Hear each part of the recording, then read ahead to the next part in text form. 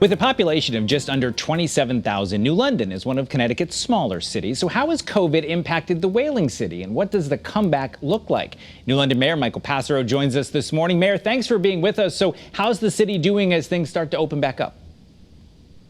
You know, we are doing surprisingly well. There's a great attitude.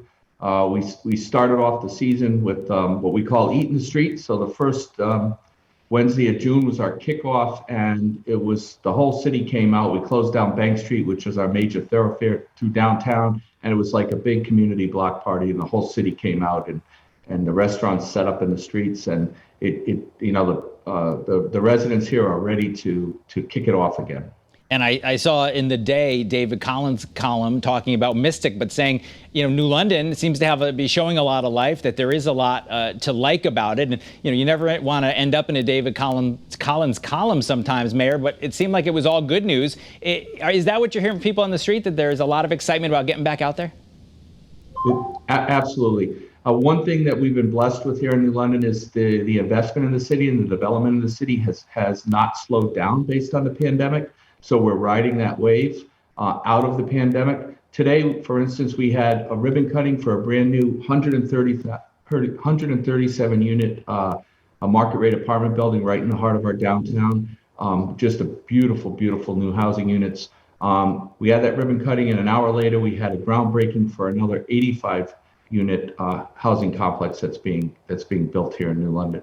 We have that day column was really about our new waterfront restaurant. We have this spectacular restaurant complete with palm trees down on our waterfront. That's been a great hit. It's attracting boaters to the waterfront, and the community is just thrilled to have a new establishment.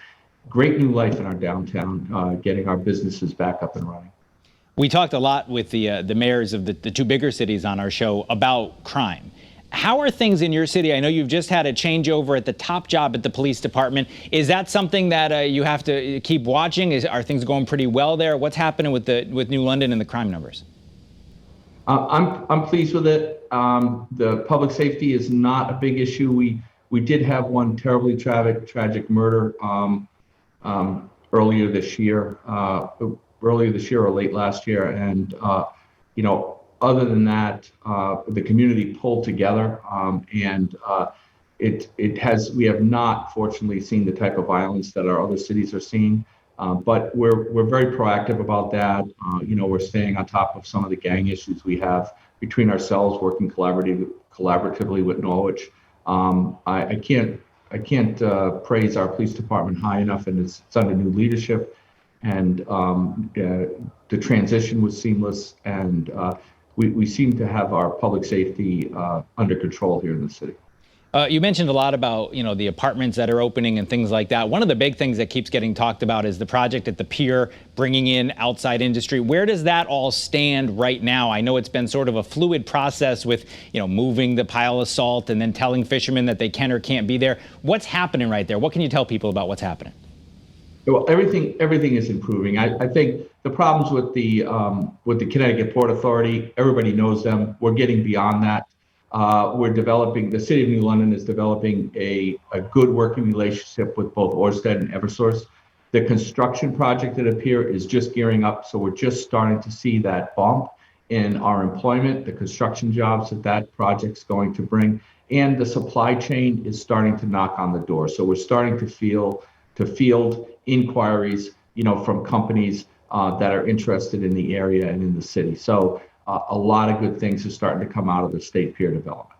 Well, there are some people who have been concerned that this whole offshore industry might end up being a mistake, hitching your wagon to that star. Are you feeling better about it now that, it's kind of a one industry thing that's being done down there? Does that concern you? No, not at all. It's actually, for this southeastern Connecticut and for New London, of course, the industry that drives our economy is electric boat, and they have close to 40 billion with a B, capital B, $40 billion worth of contracts. We are stable and secure in our economic base here for the next 25, 30 years.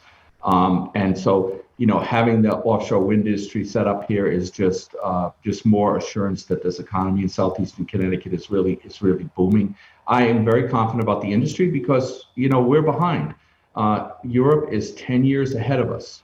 This is definitely the wave of the future as far as creating energy and supplementing our energy supply. So I'm confident that this model is going to work, and the city's invested in it because we're partners with Ørsted and Eversource through our community host agreement. So we're invested in the success of this. So from offshore wind, another thing that makes your city unique, at least in its position in the state, is how much tourist attraction you have in your area. How important, as we head into summertime, Mayor, is it for those tourists to head down to New London and to other places in southeastern Connecticut? Well, we love to show off our town, and whether it's Ocean Beach or historic downtown New London, we have over 400 years of history here, going back to the Revolution. We have walking history trails. We are just establishing this summer a Black History Trail, because the history of the African American history that we share here in New London goes back to the colonial times. Just a lot of history to uncover here, and the beaches and just the beauty of the city, our waterfront, and of course that new amenity, our new water restaurant on the pier, which is attracting the boaters to New London.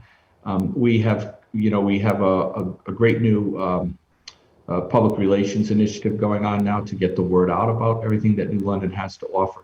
And of course, we have this magnificent intermodal transportation hub. So we just have every week tens of thousands of people that come through our city to get on the train or one of the ferries or buses. And we're actively courting them to give more exposure to our city. Well, if you're aiming for more public relations, you did pretty good this morning starting that off. Mayor Michael Passero from New London, we appreciate you being with us this morning, and wish you great things in your city this summer. Thank you for having us.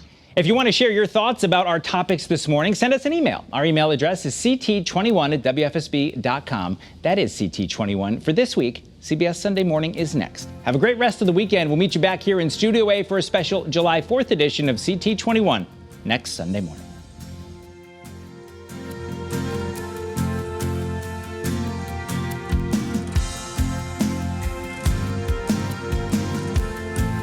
Thanks for watching Channel 3 Eyewitness News. Watch us live wherever you are, on our mobile, on our streaming news app. And you can also watch us on Roku, Apple TV, and Fire TV.